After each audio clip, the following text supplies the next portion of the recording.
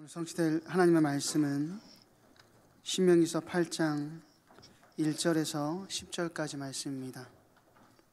신명기 8장 1절에서 10절까지 말씀을 제가 봉독해 드리도록 하겠습니다. 내가 오늘 명하는 모든 명령을 너희는 지켜 행하라. 그리하면 너희가 살고 번성하고 여호와께서 너희의 조상들에게 맹세하신 땅에 들어가서 그것을 차지하리라. 내 하나님 여호와께서 이 40년 동안에 내게 광야 길을 걷게 하신 것을 기억하라. 이는 너를 낮추시며 너를 시험하사 내 마음이 어떠한지 그 명령을 지키는지 지키지 않는지 알려 하심이라. 너를 낮추시며 너를 줄이게 하시며 또 너도 알지 못하며 내 조상들도 알지 못하던 만나를 내게 먹이신 것은 사람이 떡으로만 사는 것이 아니요 여호와의 입에서 나오는 모든 말씀으로 사는 줄을 내가 알게 하려 하심이니라. 이 40년 동안에 내 의복이 헤어지지 아니하였고 내 발이 부르트지 아니하였느니라. 너는 사람이 그 아들을 징계함 같이 내 하나님 여호와께서 너를 징계하시는 줄 마음에 생각하고 내 하나님 여호와의 명령을 지켜 그의 길을 따라가며 그를 경외할지니라. 내 하나님 여호와께서 너를 아름다운 땅에 이르게 하시나니 그곳은 골짜기든지 산지든지 시내와 분천과 샘이 흐르고 밀과 보리의 소산지요 포도와 무화과와 석류와 감람나무와 꿀의 소산지라. 내가 먹을 것이 모자람이 없고 내게 아무 부족함이 없는 땅이며 그 땅의 돌은 철이요 산에서는 동을 캘 것이라. 내가 먹어서 배부르고 내 하나님 여호와께서 옥토를 내게 주셨으므로 말미암아 그를 찬송하리라. 아멘. 다시 하나님의 은혜를 기억합니다 라는 제목으로 이성현 목사님 나오셔서 말씀 증거해 주시겠습니다. 오늘 날짜를 보니까 벌써 2022년 우리 12월 마지막 한 달 남았습니다. 아마 나이가 있으신 성도님들은 많이 슬프실 것이고 우리 젊은 또 렘넌트들은 빨리 또 어른이 되고 싶어서 좋을 수도 있을 것이고요. 2022년을 시작한 게 불과 얼마 안 된 것 같은데 벌써 금세 시간이 지나서 이제 마지막 한 달을 우리가 남겨두고 있죠. 아마도 기억을 다시 더듬어 보시면은 2022년 새해를 시작하시면서 각자 우리 성도님들 나름대로 세웠던 계획들, 또 2020년에 내가 어떤 목표를 가지고 이렇게 해야겠다라는 그런 목표들이 같이 있었을 것입니다. 보통 연초가 되면은 그런 다이어리도 사고 또 스케줄러도 사서 체크리스트도 만들고 나름대로 그런 계획들을 같이 세워 나가죠. 우리의 신앙생활에서도 마찬가지로 올해를 시작하시면서 그런 계획들이 있었을 거예요. 내가 예를 들어서 올해는 성경을 꼭 이렇게 일독을 해야겠다. 매일매일 내가 몇 장씩은 반드시 읽어가야겠다. 뿐만 아니라 2020년을 시작하면서 올해 내가 기도 생활은 이렇게 기도 스케줄을 잡고 기도를 도전해야겠다. 또 우리 각자 우리 교회에서 맡겨진 사역들을 하시면서는 이런 부분들을 내가 올해 사역적인 거에서 더 수정하고 고치고 더 헌신을 해야겠다. 이런 계획들이 함께 있었을 것입니다. 신앙생활만 계획이 있는 것이 아니라 우리의 인생, 우리의 생활 가운데서 분명히 그런 계획들이 있었겠죠.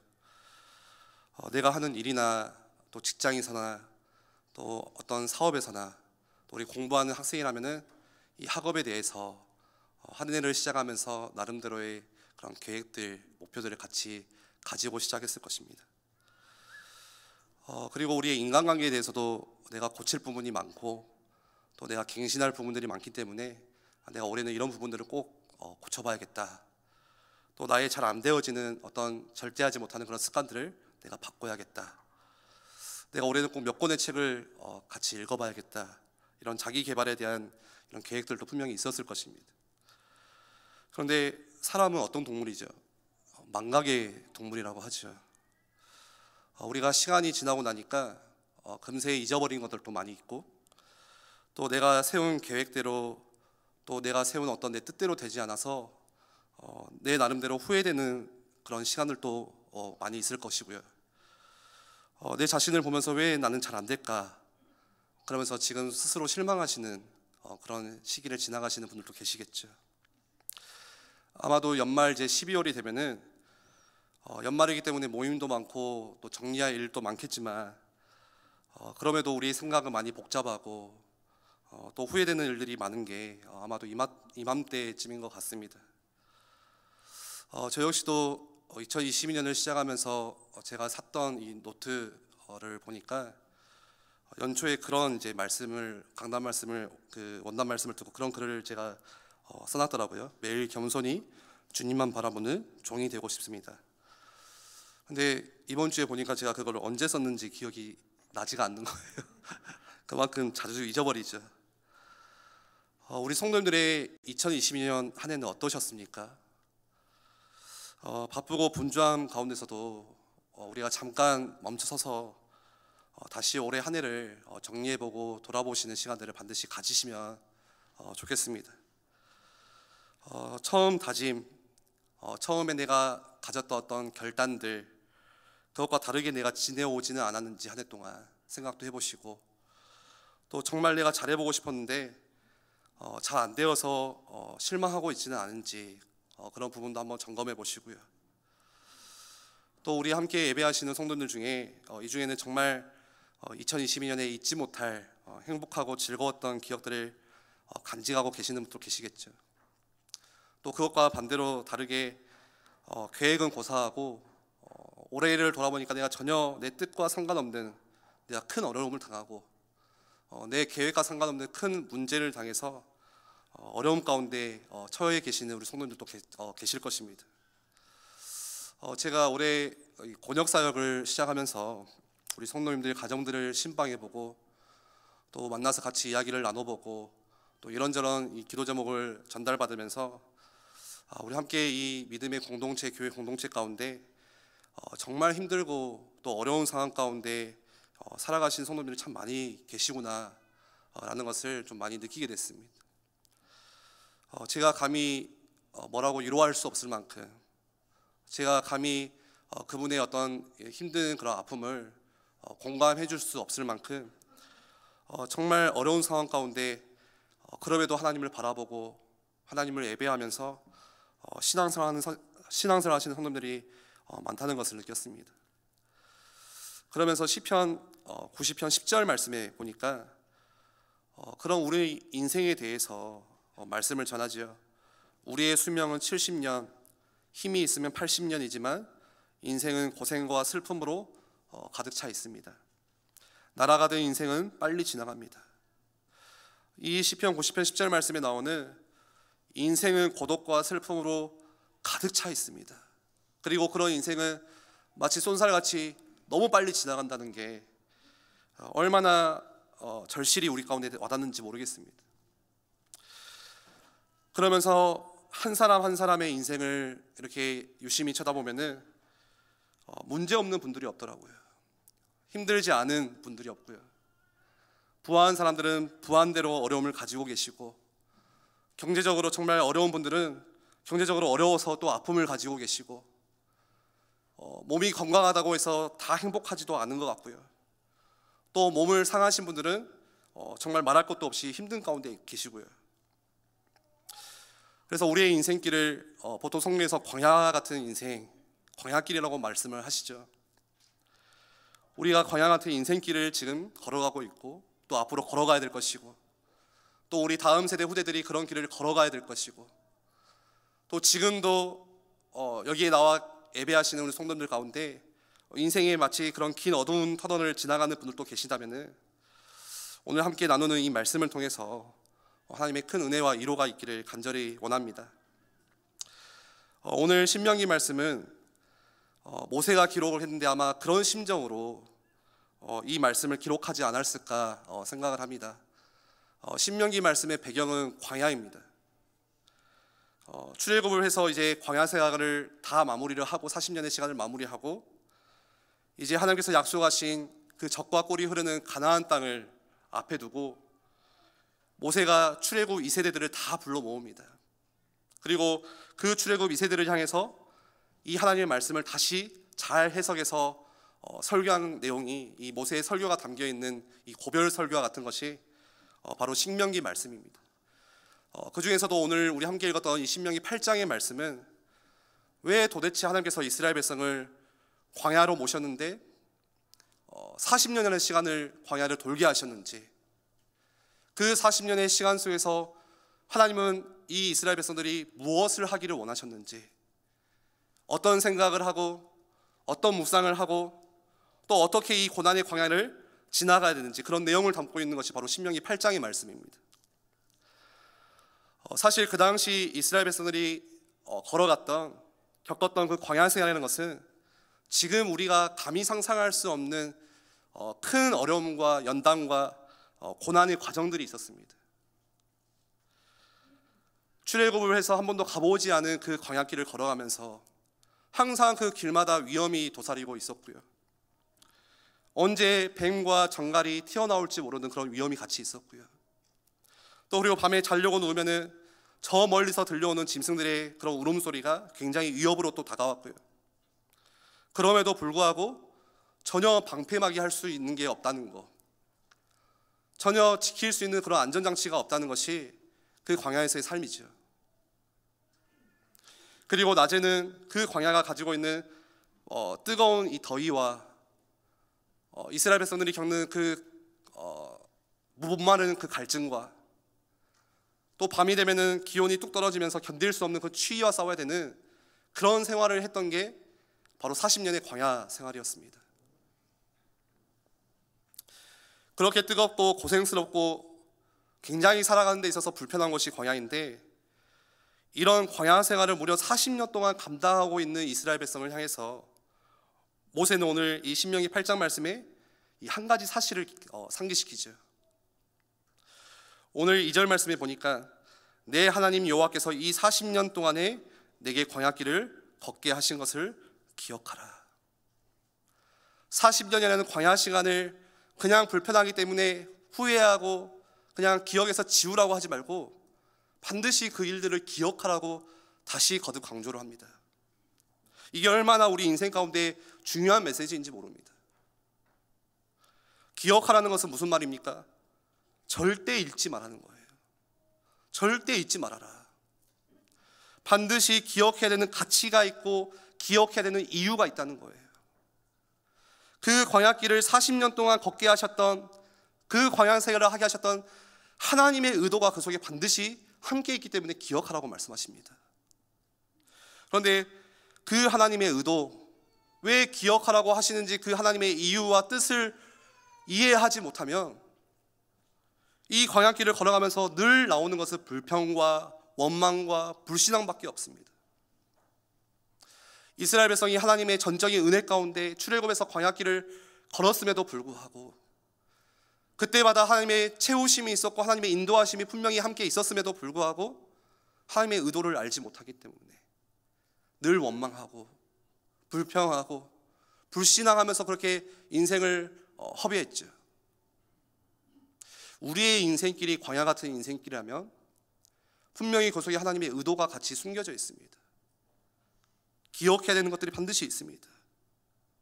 지금 내가 겪고 있는 아픔이 있다면, 내가 지난 이번 한 해의 시간을 돌아보면서 정말 눈물 흘렸던 그런 슬픈 힘든 일이 있었다면 하나님은 오늘 우리에게 말씀하세요. 기억해라.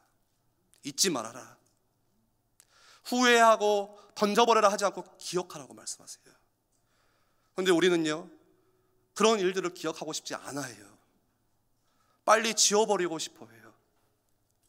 그냥 불평만 하고 후회만 할 게 아니라 절대 잊지 말아라고 말씀하세요. 우리는 좋은 추억, 행복했던 추억만 떠올리지만 하나님은 그 반대의 것을 기억하라고 말씀하십니다. 그렇다면 첫 번째로 왜 하나님께서 이스라엘에게 기억하라 말씀하시면서 이 40년의 시간을 이 고난이 있는, 고통이 있는 광야길로 몰아가셨습니까? 하나님께서 몰아가신 이 광야길로 몰아가게 하신 이유는 두 가지가 있습니다. 이 두 가지 이유는 동전의 이 양면과 같이 이유를 가지고 있습니다. 첫 번째 이유는 하나님께서 이스라엘 백성을 이 고난의 광야길로 몰아가시면서 하나님께서 그 첫 번째 이유는 바로 징계적인 측면에서 이유를 가지고 계십니다. 징계적인 측면에서. 민수기 말씀에 보시면 하나님께서 이스라엘 백성을 출애굽시키시고 광야로 인도하시는 데 있어서 이스라엘 백성이 원망과 불신앙이 가장 극단으로 터졌을 때가 바로 이 가데스 바네에서 정탐꾼들이 돌아오고 나서 보고했을 때입니다. 그때 10명의 정탐꾼과 온 백성들이 밤새 원망하고 옷을 찢으면서 밤새 울면서 통곡하고, 그러면서 모세를 향해서는 뭐라고 말했죠? 우리를 죽이려고 여기까지 우리를 끌고 왔느냐? 차라리 우리가 지도자를 다시 세워서 광야 애굽으로 다시 돌아가는 게 차라리 우리가 살 수 있는 길이겠다. 이 백성들이 모세를 향해서 하는 말 같지만 누구에게 하는 말입니까? 우리를 인도하신 하나님을 향해서 하는 이야기예요. 그런 하나님을 향한 심한 불신앙 때문에 하나님은 이스라엘을 징계하셨습니다. 그래서 오늘 본문 5절 말씀에 보시면 너는 사람이 그 아들을 징계함 같이 내 하나님 여호와께서 너를 징계하시는 줄 마음에 생각하라. 하나님께서 징계하셨대요. 자녀들을 징계하시듯이. 사실 아담의 범죄 이후에 생겨난 곳이 바로 광야입니다. 하나님과 함께했던 에덴에서는 광야가 존재하지 않았습니다. 그런데 로마서 8장 말씀에 보시면 하나님을 떠난 인간의 범죄함으로 말미암아 인간뿐만이 아니라 모든 피조물들이 다 고통 가운데 처하게 됐다고 말씀하세요. 그래서 오늘 우리가 당하는 아픔이 있고, 내가 당하는 어려움이 있고, 내가 걸어가고 있는 광야가 있다면 그것을 뭘 점검해야 됩니까? 하나님 앞에서 내가 어떤 문제로 하나님께 지금 징계를 받을 수밖에 없는지, 그거부터 먼저 우리가 돌아보고 점검을 해야 됩니다.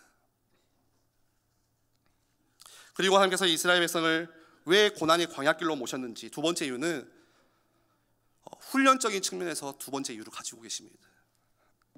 방금 말씀드렸던 5절 말씀에 나오는 너를 징계하시는 줄 마음에 생각하라 할 때 이 징계하다라는 이 원어의 의미는요, 히브리어로 야샤르라는 단어를 가지고 있습니다. 그 야샤르가 단어가 가지고 있는 의미는 여러 가지가 있는데 그 중에 교육하다, 훈련하다, 잘못을 깨닫게 하다, 강력히 충고하다, 이런 뜻을 같이 가지고 있습니다. 이런 의미에서 본다면 하나님께서 이스라엘 백성을 광야길로 내모신 것은 우리가 과거에 범죄한 것을 가지고 하나님께서 화가 나셔서 분노하셔서 그냥 이 광야에서 망해버려라 이렇게 광야로 내모신 게 아니라는 거예요. 말씀드렸던 것처럼 동전의 양면과 같이 분명히 하나님의 징계가 같이 있습니다. 우리의 불신앙 때문에, 우리가 인생을 내가 영위해 보려고 하나님을 신뢰하지 못하고 내 주먹을 의지하고 내 주먹을 신뢰하고 그렇게 의기투합해서 살아가는 인생 앞에 하나님은 그런 백성들을 징계하셨고, 눈물 없이는 거닐 수 없는 광야길을 걷게 몰아내셨고, 그러면서 그 광야길을 통해서 연단의 과정을 거쳐가시는데, 그 연단의 과정을 거쳐가시는 하나님의 이유가 너 벌받아야 돼, 너 망해야 돼, 이것 때문에 내모신 게 아니라는 것입니다. 야샤르가 갖는 이 단어의 의미처럼 우리를 뭐 때문에요? 교육하시기 위해서, 우리를 훈련하시기 위해서, 우리를 다시 이 잘못을 깨닫게 하시고 다시 되돌리게 하시기 위하여서, 하나님의 은혜가 그 속에 함께 있다는 것을 깨닫게 하시기 위해서 그렇습니다. 우리의 인생은 얼마나 연약합니까? 문제가 없으면요, 내가 잘못된 길을 가고 있는지 몰라요. 내가 잘하고 있는지 알아요. 광야길과 같은 그런 고난이 찾아오지 않으면 우리는 내 인생을 진짜 하나님 앞에서 엎드리거나 하나님 앞에서 나의 인생을 다시 돌아보지 않습니다. 그게 우리의 타락한 부패한 인생이에요. 그래서 하나님은 2절 말씀에 광야길을 걷게 하신 것을 기억해라. 왜죠? 그 광야길 가운데 하나님의 은혜가 같이 있기 때문에 그래요. 우리의 대적 사단이 우리에게 가져다 주는 시험도 있습니다. 그걸 영어로 템테이션이라고 하죠. 근데 사단이 가져다주는 시험은 우리를 깨닫게 하거나 다시 연단시켜 나가거나 되돌리게 하려고 하는 것이 아닙니다. 사단이 가져다주는 시험은 철저히 우리를 망가뜨리고 무너뜨리려고 하는 시험이에요. 그런데 우리 하나님은 오늘 또 우리가 과거에 범한 그 범죄함으로 인해서 찾아온 고난이고 연단이고 광야지만 하나님은 어떻게 하시죠?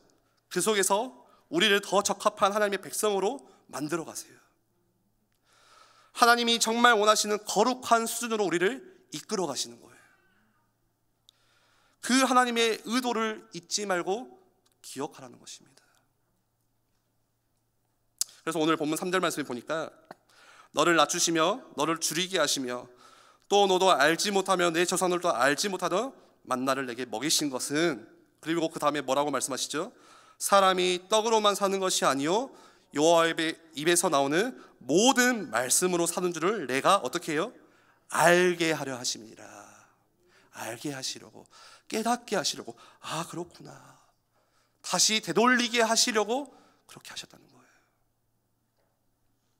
그래서 우리가 광야길을 걸어갈 때 이 하나님의 깊은 하나님의 뜻과 의도를 모르면요, 하나님께 늘 불신앙할 수밖에 없고 하나님을 원망할 수밖에 없고 하나님께 대항할 수밖에 없고, 왜 나에게는 응답하시지 않습니까?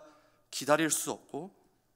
그런데 오늘 말씀처럼 하나님의 깊은 뜻을 발견하고 그 하나님의 뜻 가운데 내가 순종하여 엎드려 순복하면요, 광야는 더 이상 고통의 길이 아닌 거예요.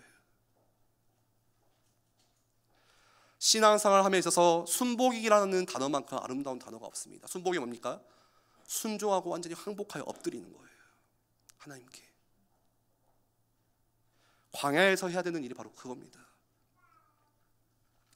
혹시 내가 어떤 아픔이나 지금 어떤 연단이나 어떤 힘든 상황이 찾아와도 그 속에서 뭐를 발견하면 되는 거예요? 하나님의 이유, 계획, 말씀 속에서 하나님의 의도와 뜻을 발견하며 광야길을 걷는다 할지라도 감사할 수 있는 겁니다. 나에게 뭔가 주어져서만이 감사하는 게 아니라 광야길을 걷고 있을 때도 하나님의 계획이 발견되어지면 진짜 감사가 나오는 거예요. 그러기 보면 성경에서 항상 하나님은 하나님의 사람들을 애애 없이 광야로 다 이렇게 몰아가셨습니다. 혹시 우리 오늘 예배하는 성도들 가운데 나는 아직 한 번도 광야길을 가보지 않았습니다 하는 그런 성도들 계십니까? 걱정 안 하셔도 돼요. 곧 와요. 반드시 속히 올 것입니다. 광야길이 없는 인생은 존재하지 않습니다, 하나님의 자녀에게. 예를 들어서 예수님도 그랬어요. 30년의 그 생활을 마치시고 이제 공생의 사역을 시작하실 때 가장 먼저 세례를 받으셨고 바로 힘있게 사역하신 게 아니라 어디로 가셨죠? 마가복음 1장 12절 말씀 보니까 성령이 곧 예수를 어디로요? 광야로 몰아내신지라. 광야로 가셨어요, 예수님도. 거기서 뭐 했습니까? 40일 동안 이 사단의 유혹과 시험 속에서 흔들리지 않으시고 그 과정을 통과하시는 모범을 우리에게 말씀 가운데 교훈으로 주셨어요. 엘리야도 마찬가지였습니다. 엘리야는 능력의 선지자죠. 열왕기상 17장 1절 말씀에 이렇게 말씀합니다. 길르앗에 우거하는 자 중에 디셉 사람 엘리야가 아합에게 말하되 내가 섬기는 이스라엘의 하나님 여호와께서 살아계심을 두고 맹세하노니 내 말이 없으면 수년 동안 비도 이슬도 있지 아니하리라 하니라. 마치 영화의 한 장면 같죠. 지금 영화의 주인공처럼 엘리야가 아주 멋진 그 선포를 누구에게 하는 거예요? 악한 아합 왕에게 지금 던지는 것입니다. 내가 맹세한다. 절대 비가 오지 않을 것이다. 그런데 그렇게 멋지게 폼을 잡고 도전장을 내밀었는데 바로 그 뒤에 17장 2절 말씀에 엘리야를 어디로 몰아가십니까? 하나님께서 광야로 몰아가세요. 여호와의 말씀이 엘리야에게 임하여 이르시되 너는 여기서 떠나 동쪽으로 가서 요단 앞 그리 시냇가에 숨고 그 시냇물을 마시라. 내가 까마귀들에게 명령하여 거기서 너를 먹이게 하리라. 엘리야의 심정, 엘리야의 체면이 어떻겠어요? 그렇게 멋있게 전면에 나서서 아합 왕에게 전쟁을 선포했는데 그 뒤에 엘리야가 없어져 버린 거예요. 그 소식을 들은 아합 왕과 신하들은 어떤 말을 했을까요? 야, 엘리야 저거 완전 허풍쟁이다. 아니 그렇게 혼자 멋있는 척 하더니 큰 소리 치더니 어디 도망가서 숨어버렸다. 이런 상상도 할 수 없는 그런 상황을 누가 만드셨습니까? 하나님이 만드셨어요. 주체가 누구세요? 하나님이세요. 그리고 어떻게 하시죠? 까마귀로 이 먹이를 나르게 하셔서 겨우겨우 생명을 연명하게 하시고, 나중에는 시냇물이 말라버리니까 어디로 갑니까?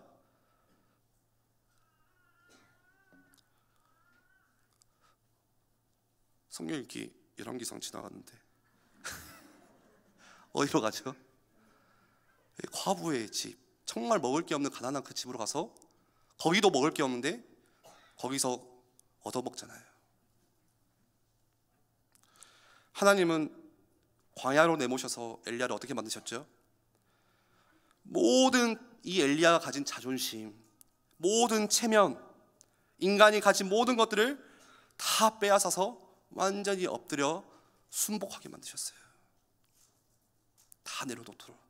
왜요? 그래야 하나님이 사용하시기 때문에. 내가 계속해서 내 것을 쥐고 있으면 하나님이 나를 사용하시기 힘들어요. 하나님 반드시 그런 과정을 통해서 하나님이 쓰시는 사람들을 그렇게 인도하셨습니다. 잘 아시는 모세를 보세요. 한때는 화려한 왕궁에서 왕실 수업을 받았던 사람입니다. 굉장히 잘 나갔던 사람입니다. 그런데 정작 모세의 인생 가운데 모세를 지도자로 만들고 모세를 모세답게 만든 것은 어디였어요? 왕궁이 아니라 40년의 그 미디안 광야에서의 생활. 사람들이 볼 때는 실패고 세상의 기준으로 할 것 같으면 뭐 아무것도 안 되어지고 같은 허송세월을 보내는 것 같지만, 하나님은 그 시간에 모세를 만들어 가시고 깎아 가셨던 것입니다. 혹시 오늘 나에게 이런 연단의 과정이 있습니까? 어떻게 생각하셔야 돼요? 하나님 왜 내게 이런 문제가 왔습니까? 왜 나에게 이런 힘든 어려운 문제들을 허락하십니까? 그게 아니라 지극히 정상적인 신앙생활의 과정을 밟아가고 계시는 거예요. 그렇다면 우리가 고난의 광야에서 오늘 말씀과 같이 어떤 하나님의 은혜를 기억해야 됩니까? 총 4가지입니다. 첫 번째는 우리가 가장 먼저 광야에서 기억할 하나님의 은혜는 다시금 광야에서 하나님과 소통할 수 있는 기회를 제공해 주신다는 은혜입니다. 아시다시피 광야의 특징이 뭡니까? 격리와 단절. 또 광야의 특징은 고독과 외로움입니다. 그게 광야의 특징이에요. 단절되어 있고 끊어져 있고, 우리가 마치 코로나 팬데믹 때 이 바이러스를 통해서 일주일 동안 또 2주일 동안 격리했듯이 얼마나 힘드셨습니까? 근데 광야가 가지고 있는 게 바로 그런 격리와 단절, 누구도 의지할 수 없고 만날 수 없고 혼자 있는 그런 외로움, 고독을 계속해서 느끼는 게 바로 광야의 생활입니다. 우리의 인생의 광야길을 돌아보면은 우리의 인생도 항상 그런 어려운 때가 바로 고독했던 때, 외로웠던 때, 뭔가 단절되어 있던 때, 나만 혼자 이렇게 덩그러니 남아있던 때.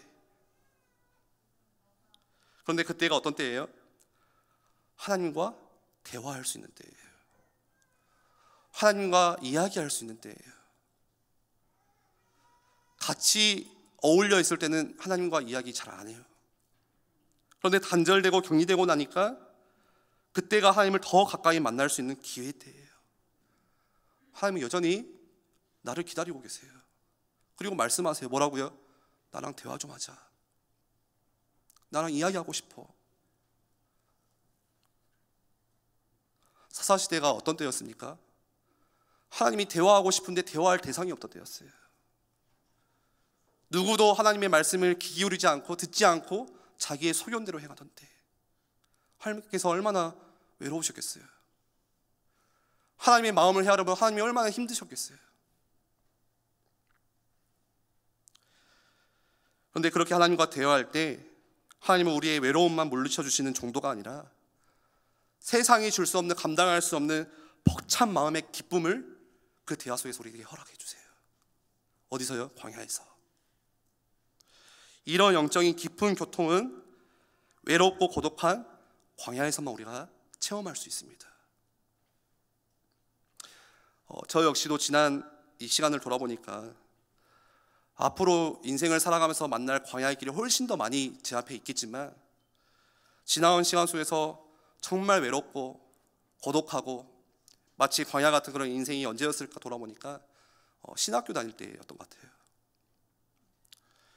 그렇게 기도하면서 하나님 세계복음하겠습니다 이렇게 하면서 갔지만, 막상 가니까 누구도 찾아주는 사람이 없고, 제가 가지고 있는 능력이라는 이거밖에 안 되고, 스스로도 너무 초라하고, 주머니에 돈이 있는 것도 아니고, 주의 종이 되겠습니다 하고 왔지만 여전히 미래는 불안하고 답답하고. 근데 지금 생각하면 그때만큼 하나님을 찾았던 때가 없었던 것 같아요. 제 인생 가운데 지금도. 그리고 가끔 그때가 그리울 때도 있습니다. 지금도. 그때 정말 하나님을 순수하게 찾았는데, 지금은 꼭 뭐 문제가 있어야, 뭐 중요한 이 교회 사역을 앞두고 나서야 기도 제목을 세우고 막 하나님을 찾았다면은, 그때는 그냥 하나님을 찾아갔어요. 무조건. 그런데 지금은 너무 좋은 가정이 있고, 너무 이쁜 와이프가 있고, 이쁘다는 내용을 안 썼는데 아이도 있고요, 또 이 너무 좋은 L교회도 있고요, 좋은 사람들과 함께 있고요, 교제도 많아지고요. 그런데 오히려 하나님과의 깊은 소통이 스스로 잘 안 되고 있는 것 같아요. 그게 저는 지금도 염려하고 있는 거예요. 여러분들은 어떠십니까? 두 번째로 우리가 광야에서 기억할 하나님의 은혜는, 광야에서 온전히 하나님만을 의지하도록 만드신다는 거예요. 하나님만 의지하게 만드시는 거. 우리 사무엘서 말씀을 들으면서도 다윗이 요나단을 의지했을 때, 또 블레셋으로 피해서 자기 계획과 자기 실력을 의지했을 때, 하나님은 그것들을 다 꺾으십니다. 그리고 어디로 모십니까? 광야로 몰아가세요. 오늘 3절을 보세요. 너를 낮추시며 너를 줄이게 하시며 또 너도 알지 못하며 내 조상들도 알지 못하던 만나를 내게 먹이신 것은, 광야가 가지고 있는 세 가지 특징이 나오죠. 첫 번째는 너를 낮추시며, 낮추신다는 것은 우리를 겸손하게 만드신다는 겁니다. 높아져서 교만했던 우리를 이 광야길을 통해서 겸손하게 낮추신다는 거예요. 다시 피조물이 있어야 되는 자리로 그렇게 낮추신다는 거예요. 하나님이 가장 싫어하시는 게 뭡니까? 바로 교만함입니다. 교만한 사람들의 특징은 내가 교만한지 몰라요. 우리가 하나님을 예배하는 것은 하나님을 섬기는 것이고 하나님을 높이는 것인데, 나의 마음 가운데 교만함이 있다면 누군가를 섬길 수가 없습니다. 다른 사람의 말을 듣지 않고요. 왜요? 내가 높기 때문에. 하나님께서 가장 싫어하시는 거. 그래서 광야는 어떤 곳입니까? 나의 자존심이 다 죽는 곳이에요. 모든 내 자존심이 다 꺾어져서 완전히 납작하게 바닥에 엎드리게 만드는 것이 바로 광야입니다. 낮아지게 하시고. 어떤 사람이 20세기 최고 지성인이 C.S. 루이스에게 그런 이야기를 질문을 했다고 하죠. 왜 우리 인생에는 자꾸 고난이 찾아옵니까? 왜 이런 고통이 찾아옵니까? 라고 했을 때 이 C.S. 루이스가 어떤 대답을 했냐면요, 그렇지 않아도 타락한 인생 가운데 고난이 없으면 얼마나 우리가 교만하게 살겠습니까? 그래서 고난이 반드시 필요합니다. 우리의 굉장히 강팍하고 교만했던 마음이 어디서 무너지나요? 광야 같은 고난이 찾아왔을 때, 그때 비로소 내려놓게 되는 거예요. 내가 진짜 연약하구나. 나 아무것도 아니었구나. 하나님 없이는 살 수 없구나. 그리고 뭐가 나오죠? 특징이 너를 줄이게 하시며, 광야는 낮추게 하시고, 두 번째는 줄이게 하시며, 결핍의 상징이 있습니다. 인생에 불필요했던 이것저것 다 없어지는 곳이 어디예요? 광야예요. 내가 그토록 내려놓기 싫어서 지고 있는 것이 광야에 들어갈 때 비로소 이게 별로 우리 인생 가운데 쓸모 있는 게 아니구나, 쓸모 없는 거구나, 그거를 언제 알게 되는 거예요? 광야에서 알게 되는 거예요. 여러분, 광야길 가시는데 가스레인지 가져가실 거예요? 광야길 가시는데 뭐 가지고 가실 거예요? 아, 이거는 진짜 가지고 가야 돼. 아닙니다. 그러면서 사람이 떡으로만 사는 것이 아니요 여호와의 입에서 나오는 모든 말씀으로 사는 줄을 내가 알게 하려 하심이니라. 광야를 통해서. 이 말은 떡이 필요 없다는 말이 아니에요. 떡을 먹지 말아라 그 말이 아닙니다. 떡이 필요합니다. 우리 인생 가운데 돈이 반드시 필요합니다. 우리가 살아가면서 많은 물질적인 눈에 보이는 것들이 반드시 필요해요. 그런데 애국적인 그런 체질과 생각을 가지고 사는 사람들은 그저 노후가 보장되어지고 내게 소유되어지는 그것만 있으면 된다고 생각하는 그게 바로 문제입니다. 우리의 인생은요, 떡으로만 살 수 있는 존재가 절대 아니에요. 내가 가지고 있는 어떤 소유만 가지고 우리의 인생이 절대 채워지지 않습니다. 우리를 하나님께서 그렇게 창조하셨어요. 하나님의 입에서 나오는 말씀으로 사는 것을 확인시켜 주기 위해서 하나님은 우리를 광야길을 걷게 하시는 거예요. 2022년을 돌아보시면서 나에게 이런저런 말 못할 문제와 상처와 아픔이 있었다면 뭡니까? 말씀으로 살게 하시려고 하는 거구나.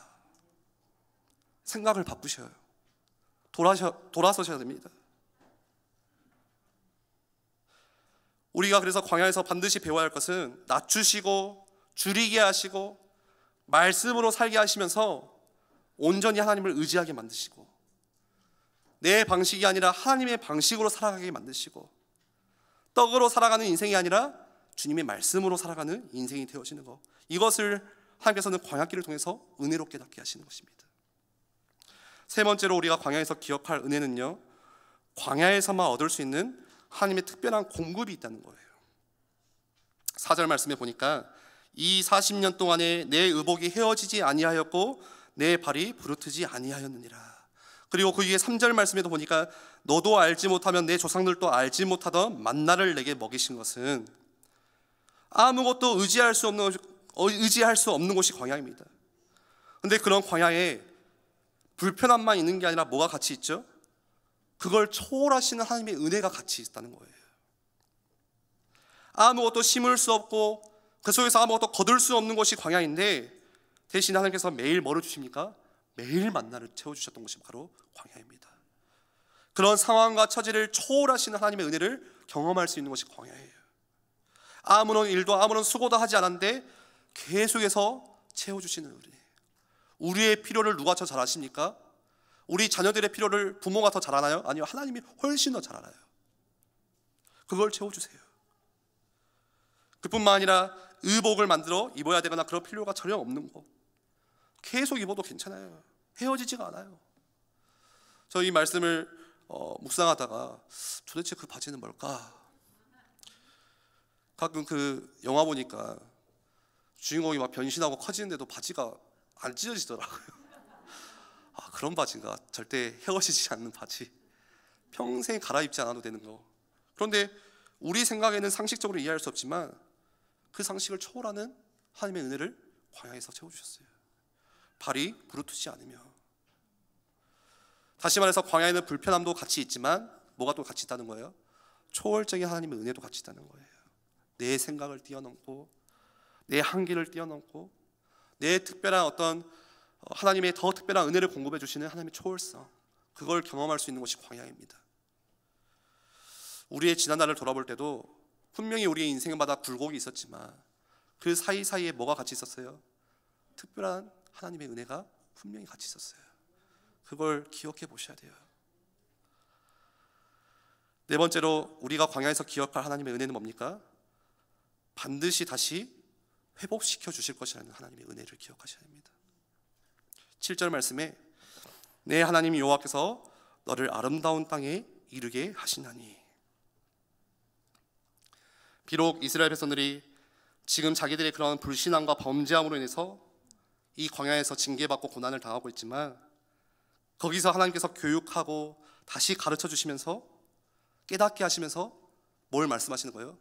절대 이렇게 끝나지 않는다. 다시 하나님께 회개하고 그 하나님 앞에서 연단의 과정을 겪어가면서 그 이스라엘의 목표는 젖과 꿀이 흐르는 가나안이라는 것을 알려주세요.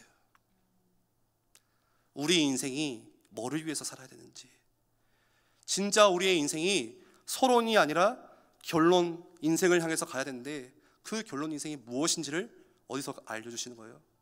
광야를 통해서 인생의 소망을 알려주시고 우리 인생의 비전을 알려주시고.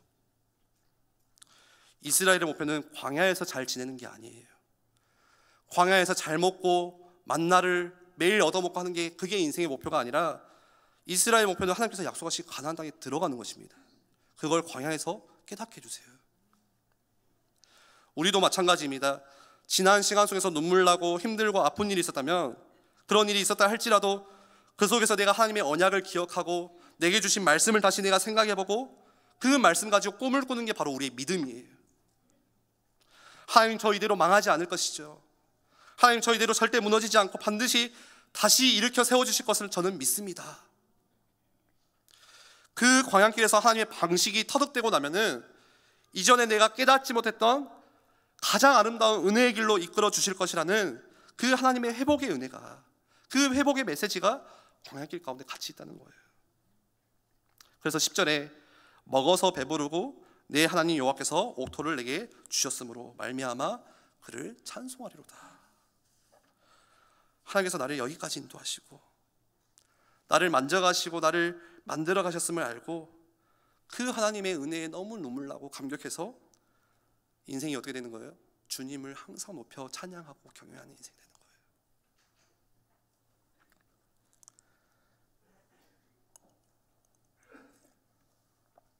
그런데 끝으로 주의할 것이 있습니다. 오늘 읽지는 않았지만 11절, 12절, 13절 함께 읽겠습니다. 11절에서 13절까지 함께 읽겠습니다. 내가 오늘 내게 명하는 여호와의 명령과 법도와 규례를 지키지 아니하고 내 하나님 여호와를 잊어버리지 않도록 삼갈지어다. 내가 먹어서 배부르고 아름다운 집을 짓고 거주하게 되며 또 내 소와 양이 번성하며 내 은금이 증식되며 내 소유가 다 풍부하게 될 때에, 그때 뭐 하라고요? 하나님의 은혜를 잊지 않도록 주의해라. 언제요? 편안할 때. 편안할 때. 편안할 때는 하나님을 찾나요? 안 찾나요? 찾아요. 근데 간절히 찾지는 않습니다. 편안하면. 나를 편안하게 해주는 것들이 많이 있죠. 제가 오래전에 너무 힘든 일을 당해서 진짜 이거는 기도하면 안 되겠다, 이런 마음을 하나님께서 주시더라고요. 그래서 좀 기도에 깊이 하루 동안 집중했다 해서 저기 무등산 아래에 있는 헐몬산 기도원을 제가 그때 처음으로 제 발로 찾아갔습니다. 기도원에. 그래서 가니까 이제 한 2,000원 이렇게 내고 기도방을 하나 주시더라고요. 1월달이었으니까 아주 따뜻하게 이제 방을 온돌방으로 주셨는데, 웃으시는 이유는 아시기 때문에 기도하는 자에게 잠을 주시더라고요. 잘 자고 나왔거든요. 근데 그때 이제 제가 권사님 집사님을 만났어요. 이제 다른 이제 어디 교회인지도 모르겠는데, 근데 그분들과 대화를 하니까 이제 서로 이야기를 하는 거예요. 뭐 때문에 왔는지, 어떻게 이제 자기 인생 이야기를 같이 나누는 거죠. 근데 제가 그때 가지고 있던 겪었던 문제는 그분들에 비하면 문제축에도 안 끼더라고요. 와, 저분들은 진짜 하나님의 은혜로 서 계시는구나. 그러고 보니까 거기에 오신 분들, 편안해서 오신 분들이 한 명도 없어요. 편안해서 나 오늘 편안하니까 기도원 깔란다, 이상하죠. 나 오늘 편안하니까 침대 밑에 들어갈란다, 이게 정상이잖아요. 무슨 말이냐? 가나안에 들어가는데 어떤 목사님이 이 메시지를 그렇게 설교하시더라고요. 광야보다 위험한 곳이 가나안인 것 같다. 가나안에 들어가니까 편안해서 하나님을 잊더라. 또 언제 있습니까? 풍요로워질 때. 풍요로워지면 얼마나 좋습니까? 우리 생각에는 풍요로워지면 더 많은 것을 주님께 드리겠습니다 하겠지만 그때 마음이 교만해진다고 말씀해요. 굳이? 이런 생각인 거죠. 내가 다 했는데. 그래서 14절에 경고하죠. 내 마음이 교만하여 내 하나님 여호와를 잊어버릴까 염려한다. 모세가 지금 이스라엘 이 출애굽 2세대들을 모아놓고 진짜 마음속에 전하고 싶은 메시지가 뭐였겠어요? 야, 고생했다. 야, 이제 가나안 들어가면 다 끝이다. 우리 이제는 집도 짓고 살자. 농사도 짓고 곡식이 풍성하고 재산도 모아지고 가나안에 들어가면 그런 아름다운 좋은 일들이 같이 있을 거야. 그 말을 하려는 게 아니라 모세가 진짜 하고 싶은 말은 14절이에요. 광야에서는 하나님께서 매일 채워주시지 않으면 살 수가 없었습니다. 하나님을 바라볼 수밖에 없는 곳이었어요. 광야에서는 불기둥 구름기둥으로 보호해 주시지 않으면, 한시도 하나님을 바라보지 않고 하나님의 은혜가 없으면 절대 살 수 없는 것이 광야였습니다. 그런데 가나안은요, 하나님을 굳이 매일 바라볼 필요가 사라져가요.